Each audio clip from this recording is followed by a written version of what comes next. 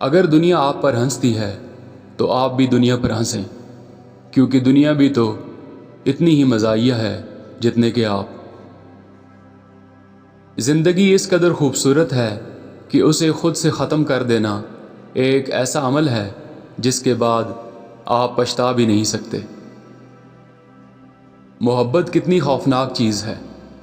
تم ایک اجنبی کو اپنا مالک بنا کر تمام تر طاقت اس کے ہاتھ میں دے دیتے ہو، دکھ دینے کی، خوشی دینے کی، اداس رہنے کی طاقت۔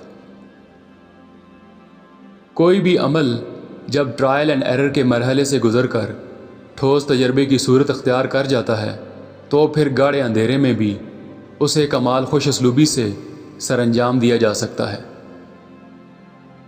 انسان کو خاموش اور عقل مند اس کی عمر نہیں، اس کی ذمہ داریاں بناتی ہیں۔ وہ دماغ کس کام کا جس میں محبت کا خلل نہ ہو۔ محبت کی مانند حسد کی سلگاہٹ بھی اندھی ہوتی ہے، جو بلا جواز کسی انسان کو راکھ کر دیتی ہے۔ سب کچھ کھونے کے بعد اگر حوصلہ باقی ہے تو آپ نے کچھ بھی نہیں کھویا۔ جہاں دوسروں کو سمجھانا مشکل ہو جائے وہاں خود کو سمجھا لینا بہتر ہوتا ہے۔ جس خاص کے لیے آپ خاص نہیں ہو اسے عام کر دو، اور جس عام کے لیے آپ خاص ہو اس عام کو خاص کر دو۔ جتنا زیادہ سوچو گے اتنا زیادہ اذیت میں رہو گے۔ یا تو خود کو مضبوط کر لو یا مصروف کر لو۔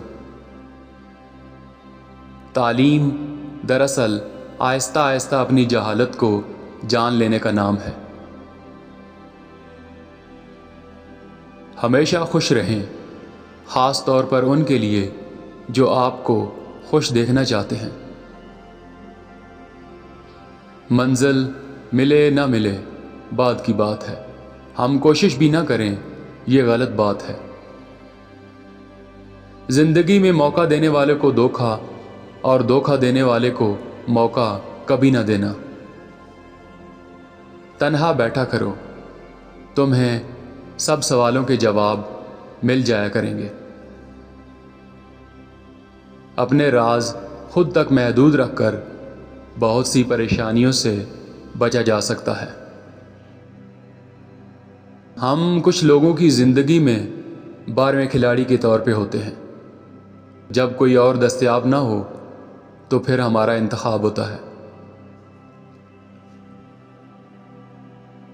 اگر آپ سے کوئی جلتا ہے تو پھر آپ کا فرض بنتا ہے کہ اسے پوری ذمہ داری سے جلائیں۔ پاؤں کو مٹی سے بچانے کا طریقہ جوتا پہننا ہے، نہ کہ سارے شہر میں قالین بچھانا۔ محبت میں خواری کی ایک بڑی وجہ یہ بھی ہے کہ انسان خود سے زیادہ محبوب سے مخلص ہو جاتا ہے۔